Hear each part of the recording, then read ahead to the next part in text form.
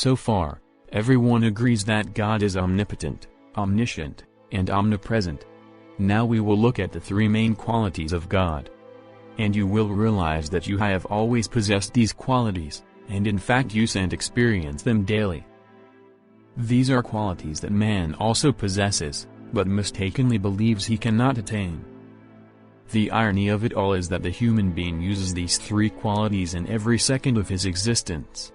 The human being is creative, omnipotent, perceptive, omniscient, and connected with everything around him through his emotions and feelings, omnipresent. Creativity.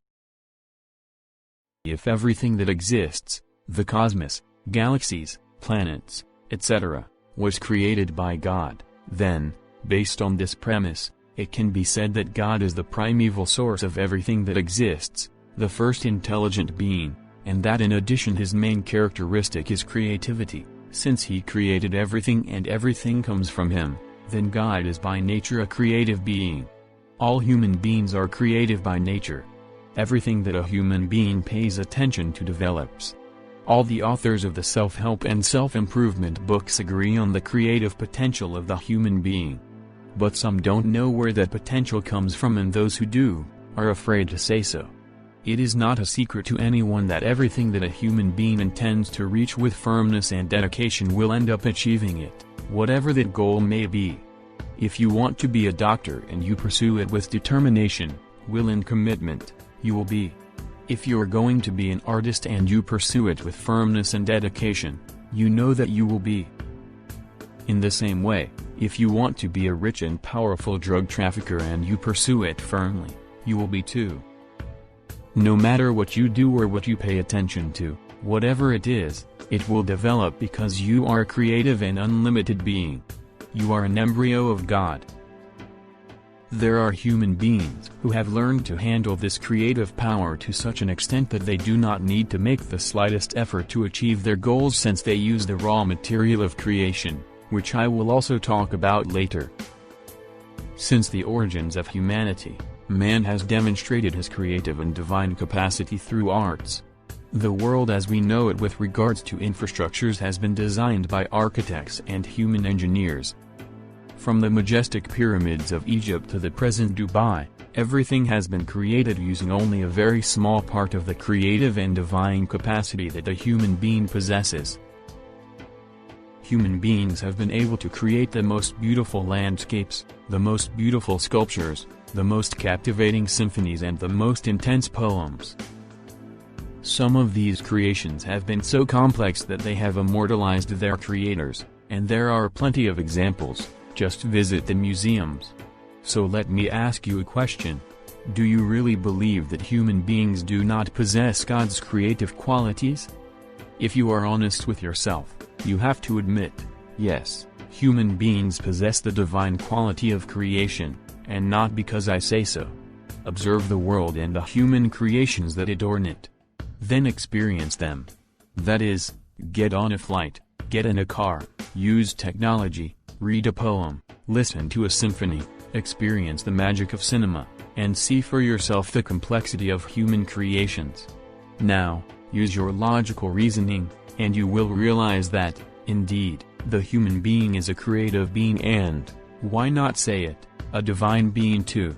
And the great importance of all this is that, if man has been able to create so many beautiful things using the minimum of his creative capacity, unaware of his true potential and ignorant of his divine nature, imagine what he will be able to do when he discovers and accepts the truth, when he finally divests himself of the subjectivity of the senses and his prejudices and understands and accepts his true divine nature.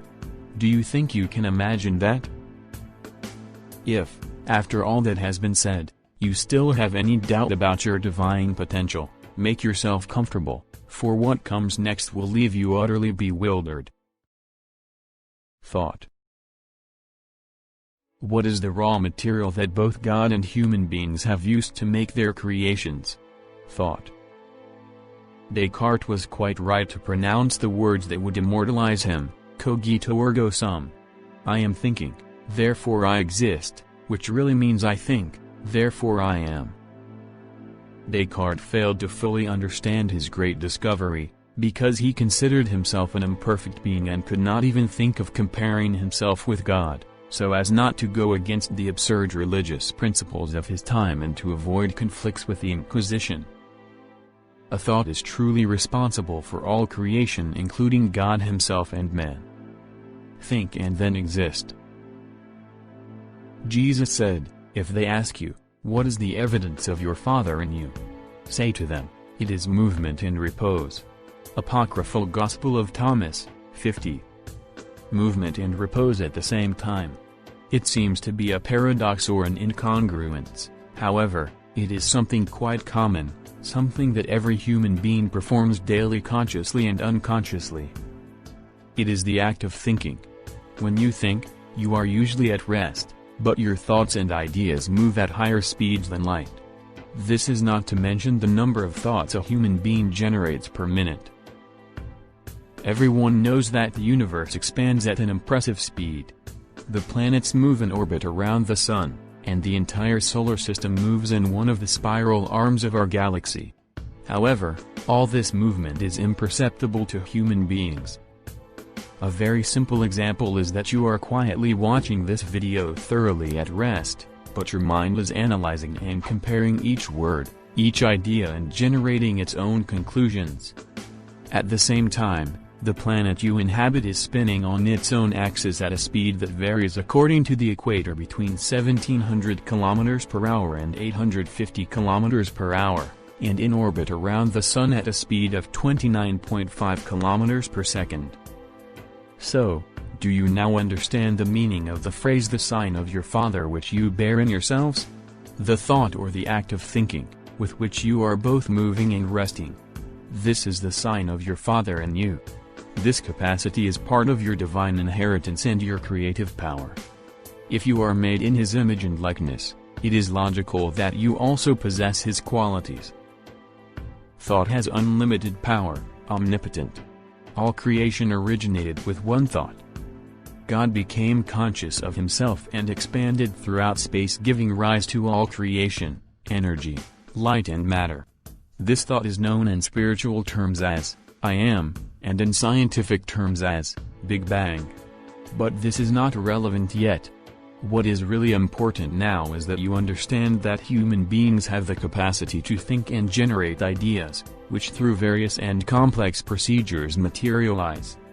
You and God have the same creative powers and in fact use the same matter to create thought, because God and man are the same. But where are thoughts generated? In mind. But what is the mind? And where is it? These are two great questions. But answering them will definitively solve the enigma that exists between God and man, since the mind is the missing link. The link that Rudolf Steiner mentions. We can only find nature outside ourselves if we first know it inside us. What is similar to it within us will be our guide. With this, our way is pointed out to us. The answers have always been within your reach, because the answers are in you.